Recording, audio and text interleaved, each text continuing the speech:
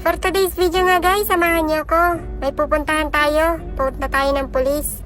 Papakulong ko na itong mga kasama ko. Charis! So yan na nga, alas 6:30 nga ito ng umaga. Tulog pa yung diwa ko. Anak ng tokwa. So ito na nga't maaga na nga akong gumayak. Kaya nga nang sinabi ko sa inyo, may pupuntahan tayo. Yes, sa pulis po tayo pupunta. Maaga nga akong ibinili ng amo ko. Sabi niya alas 6:30 ng umaga at dapat daw nakagising na ako kasi aalis kami ng alas 7. So ito na nga't gumayak na ako. Hindi na muna naligo ang inyong lingkod. Huwag kayong mag-alala, mabango naman yan. So uminom muna nga ako dito ng hot water, pampainit ng ating tiyan. Ay, ang suspicious ko pa. Ay, actually, di ba may saks na? Ayan niya, halatang lutang pa ang inyong lingkod. Aba, ito palang kasama ko, hindi pa tapos gumayak. Harang, Diyos ko, anong oras kaya kami makakaalis nito? Ang usapan namin, alas 7 kami aalis. Anong petsa na? Alas 7:15 na. Ito nga pala ang aking kasama for today's video, ang aking alagang mini police. Aattend niya siya ng kanyang 2 weeks training, bali pa second day na niya ngayon. Ang cute talaga ng batang to, lalo na pag nakaganto siya ng uniform. O diba, dediretso nga kami ngayon sa kanyang pinsan. Medyo malayo nga yung biyahe namin, mga 20 minutos. Kailangan kasi namin daanan yon bago kami pumunta doon sa training camp nila. Isa kasi siya sa magti-training din. Ang tatay kasi ng pinsan niya ay isang pulis. Kaya siguro nainganyo din to na mag-training tuwing summer. So ito na nga't bumiyahe na nga kami. Kailangan nga namin makarating doon ng maaga kasi ang call time nila sa kanilang training camp ay 8:45. Nagtatanong pa nga siya sa akin dito kung okay lang daw ba kasi i-enroll daw siya ng kanyang tatay sa isang self-defense training. Ang sabi ko naman sa kanya, mas okay yun kasi magagamit yun in the future. Ang galing lang talaga kasi minsan sa akin pa sila humihingi ng advice kung okay lang ba o hindi gawin yung isang bagay. At yan na nga, dito na nga kami sa bahay ng pinsan niya. Siya na nga yung pinababa ko at pinag-doorbell. Ang sabi pa niya sa akin dito, 2 beses daw siya nag-doorbell para daw marinig agad ng pinsan niya. So ayan na nga, fast forward na nga tayo mga kabiyahero. Umalis na nga kami kasi halos 45 minutes nga yung ibabiyahe namin.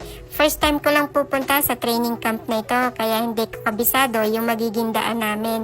So good luck na lang sa akin kung ano ba yung pupuntahan ko. So ito na nga at malapit na nga kami, fast forward na ulit kasi nakakainip talaga yung naging biyahe namin. Kahit ako naman inip na inip din sa ginawa kong biyahe. So 2 minutes na nga lang at nandito na nga kami. Ang sabi pa nga nung alaga ko at saka yung pinsan niya, mali daw yung dinaanan ko. Sabi ko hindi kasi may dala tayong mapa. O diba? Minsan talaga ayoko na makipag-usap sa mga ito kasi nauubusan ako ng baong English. Nagdo-nosebleed na nga ako minsan. Charis! So ayan na nga guys, nandito na nga tayo sa kanilang training camp. Ang galing lang dito talaga kasi kahit mga bata pa sila, pinagtitraining na sila agad ng ganito. Diyan sa atin ang tawag dito ay CAT, pero ang astig lang kasi nila kasi kumpleto ang uniform nila. Nagdadatingan na nga rin yung ibang mga katraining nila. Ang daming mga bata, halos nga mga lalaki yung napunta dito. Ayan na, nandito na tayo.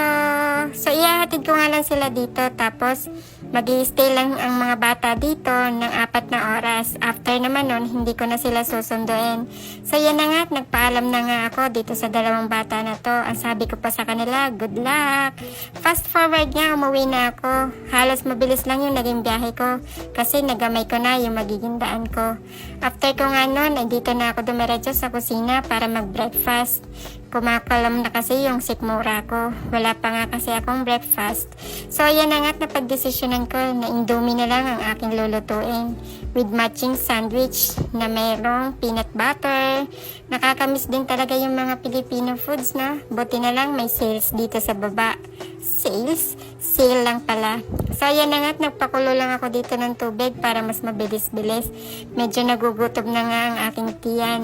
So ito na nga't nilagyan ko nga yan ng 3 itlog. Mas masarap talaga pag ganito yung ating kakainin sa umaga. Yung hihigop ka ng masarap-sarap na sabaw. O diba? Kain tayo mga kabiyahero! So, ayan na nga, after ko nga kumain mga kabiyahero, naligo na rin ako at tumidlip ako ng 30 minutes. Meron nga ulit akong biyahe ngayong 1:00 ng hapon. Yung maldita ko namang alaga, yung aking ihahatid. Siyempre, doon na naman sa kanyang malayong lugar na gym, doon na naman ang aming pupuntahan. So, ayan na nga, umidlip nga lang ako dito kasi parang ang mata ko papikit ng papikit. So, ayan na nga't gumayak na ako. Hindi ko alam kung kasama ko ba. Nakagayak na rin. Napakatamad pa naman ng batang yun. Ewan ko ba kung saan nagmana ang batang yun. Puro kasi iPad. Yun kasi ang hirap ngayon sa mga kabataan. Lalo na doon sa mga baby pa lang or doon sa mga kiddos. Grabe. Pag na-addict talaga sa iPad, wala na. Hindi mo na mapuknat sa kanyang kinatatayuan. So, ayan na nga't lumabas na nga kami. Ito na nga, oh. Nagagalit pa yan kasi bakit ko daw siya sinigawan. Actually, hindi ko naman siya sinigawan kasi kung hindi mo siya pupuknatin sa kanyang pagkakatayo, ay hindi siya kikilos. Ito na nga, sobrang init nga dito sa labas. Hay, ang hirap talaga pag ganito yung panahon. Hindi na naman makamulat ang inyong lingkod.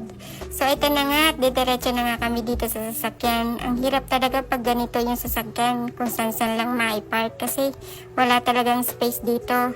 Ito na nga, nandito na nga kami sa daan. Naabutan pa namin itong sobrang traffic.